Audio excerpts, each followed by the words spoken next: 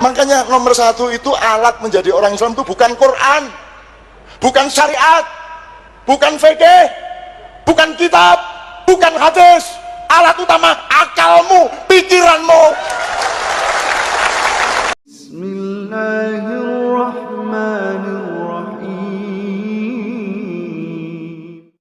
Assalamualaikum warahmatullahi wabarakatuh. Alhamdulillahirabbil alamin. Assalatu wassalamu ala nabiyyina Muhammadin wa ala alihi wa sahbihi ajma'in. Amma ba'du. Teman-teman yang dimuliakan oleh Allah Subhanahu wa taala, kita bertemu kembali di channel Cahaya Hidayah. Jadi di video kali ini saya akan menampilkan yaitu ceramah dari Ustadz Dr. Firanda Andirja MA Hafidhahullah taala, yaitu tentang terkait masalah manhaj salaf dan ahlul bid'ah dalam berdalil. Jadi manhaj salaf itu berdalil dengan Al-Quran dan Sunnah Nabi Shallallahu Alaihi Wasallam dan pemahaman para sahabat Nabi Shallallahu Alaihi Wasallam. Nah teman-teman, jadi akhir-akhir ini muncul banyak orang-orang yang berbicara tentang agama.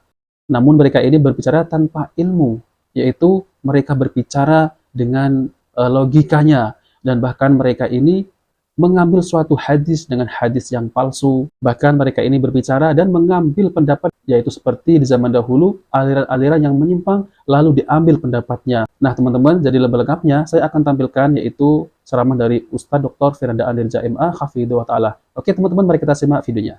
Kita akan membahas tentang perbedaan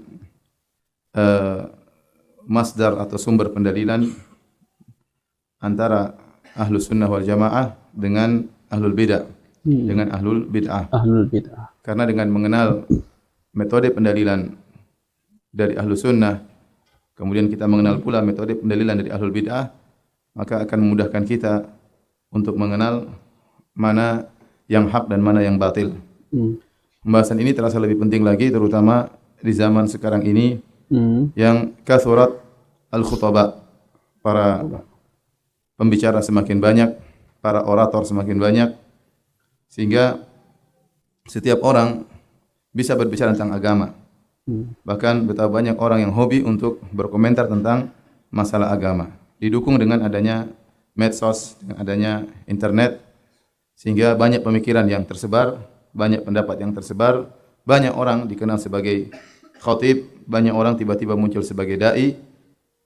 Sementara mungkin kita tidak jelas apakah dia berbicara dengan benar atau berbicara dengan kebatilan.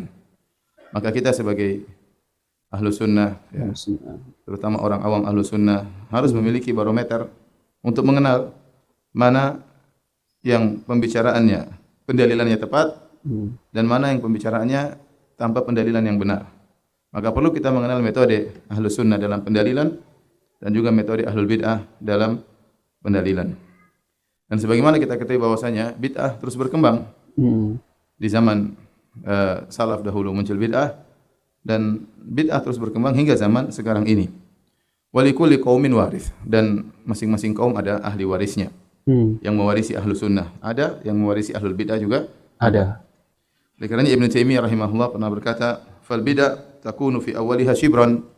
Bid'ah di awalnya hanyalah sejengkal, thumma takthuru fil atba'. Kemudian pengikutnya semakin parah, semakin bertambah-tambah bid'ahnya, hatta tasira azru'an, sampai akhirnya menjadi sehasta, wa amyalan, kemudian menjadi bermil-mil, wa farasikh, dan lebih panjang lagi. Jadi bid'ah diwarisi dan semakin dikembangkan oleh para pengikut ahlul bid'ah tersebut. Kemudian juga Mujahid ya, pernah berkata, ya, Mujahid muridnya Ibn Abbas radhiyallahu anhu, seorang tabi'in, yabda'una murji'atan thumma yakununa qadariyatan thumma yasiruna majusan. Mereka ahlul bid'ah, sebagian mereka awal bid'ah muncul, mereka memunculkan bid'ah murji'ah. Semakin berkembang, semakin lepas kontrol, kemudian mereka mengembangkan bid'ah qadariyah. Semakin lepas kontrol, akhirnya mereka seperti bid'ahnya orang-orang Majus ya. Hadirin dan hadirat yang Allah Subhanahu wa taala, ini semua menekankan kepada kita untuk lebih berhati-hati dalam belajar ya. Sebagaimana perkataan Imam Malik rahimahullahu taala, "Inna hadzal ilma dinun fanzuru amman ta'khuduna dinakum." Sungguhnya ilmu itu agama, maka lihatlah kepada siapa kalian mengambil agama kalian. Kalau kita tatkala belajar ilmu dunia, kita selektif, kita memilih mana guru yang tepat, mana yang mengajarkan fisika dengan barometer yang benar, dengan standarisasi yang benar, yang mengajar kimia dengan standar ilmu yang tepat. Kalau kita sakit, kita juga memilih-milih, ya. Dokter yang benar. lagi ada spesialisnya, ya, kita memilih agar tepat dalam berobat. Maka lebih utama kita selektif tatkala kita belajar agama. Agama, ya betul. Ya, karena berkaitan dengan keyakinan yang akan kita bertemu Allah dengan keyakinan tersebut. Maka seorang berusaha memilah-milih, selektif dalam belajar ilmu agama, terutama dalam masalah akidah. Masalah akidah. Agar dia tidak terjebak dalam akidah yang batil. Ya, sebagaimana saya katakan bahwasanya akidah-akidah bid'ah masih berkembang sampai sekarang. Iya. Yang meneruskan mazhab Jahmiyah masih banyak. Yang menggaungkan mazhab Qadariyah, Mu'tazilah masih banyak. Masih banyak. Yang menyerukan mazhab Murji'ah juga masih banyak. Yang memperjuangkan mazhab Khawarij juga masih banyak. Apalagi kalau kita bicara yang memperjuangkan mazhab Syiah, lebih banyak lagi. Karenanya tentu kita harus memiliki standarisasi untuk bisa membedakan mana yang di atas jalan kebenaran dan mana di atas jalan kebatilan. Iya, betul Ustaz. Hadirin dan hadirat yang dirahmati Allah Subhanahu wa taala, ya. Sekali lagi saya katakan ini pertemuan kita yang kedua. Pertemuan pertama saya jelaskan panjang lebar tentang kebenaran manhajus salaf, maka ini hanya sekedar kelanjutan, ya. Baik, pembahasan yang pertama yang akan kita bahas adalah tentang manhaj ahli sunnah fil istidlal, tentang bagaimana ahli sunnah dalam berdalil.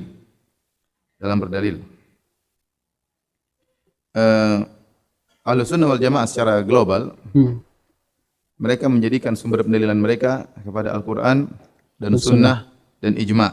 Al-Quran dan Sunnah dan Ijma'.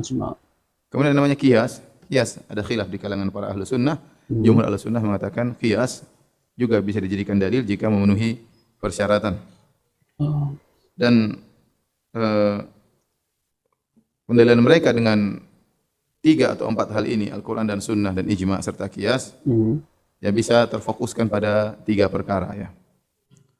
Pertama, bagaimana pengagungan ahlu sunnah terhadap dalil-dalil syar'i, nusus syar'iyah, mereka benar-benar mengagungkan dalil syar'i.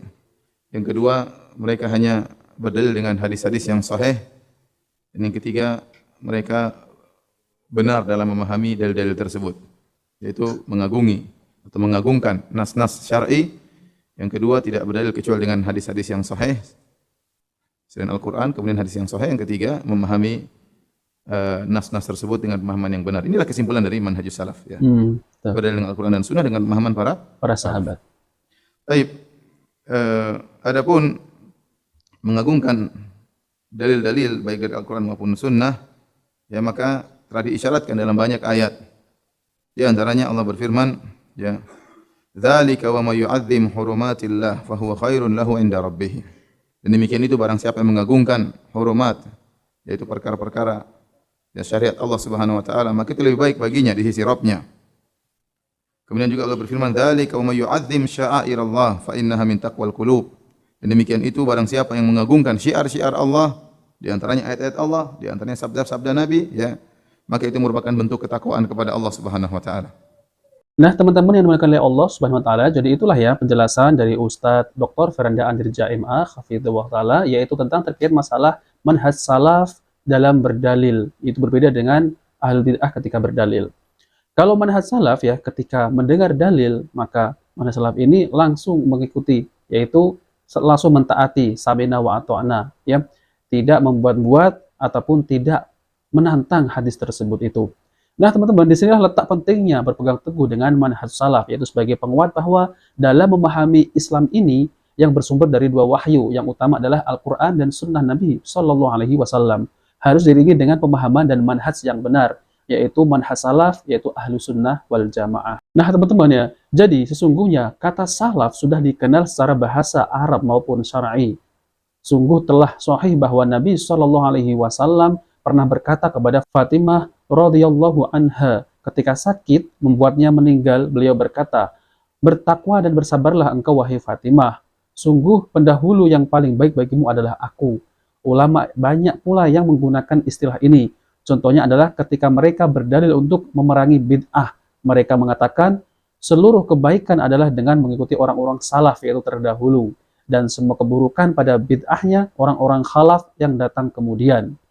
Akan tetapi ada orang yang mengaku berilmu mengingkari nisbah salafiyah dan menyangka bahwa penisbatan ini tidak ada landasannya, sehingga dia mengatakan tidak boleh seorang muslim berkata saya salafi. Seakan-akan dia mengatakan tidak boleh seorang muslim mengatakan saya mengikuti salafus soleh dan jalan mereka dalam akidah dan suluk.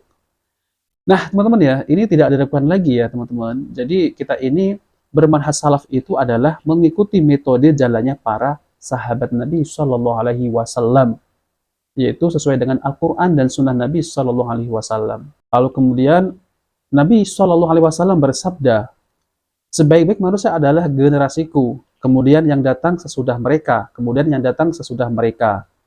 Tidak boleh seorang muslim berlepas diri dari intisab kepada salafus soleh. Nah, teman-teman, jadi itulah ya penjelasan dari Ustaz Dr. Firanda Adirja MA hafidhahullah ta'ala, yaitu tentang terkait masalah manhaj salaf dalam berdalil.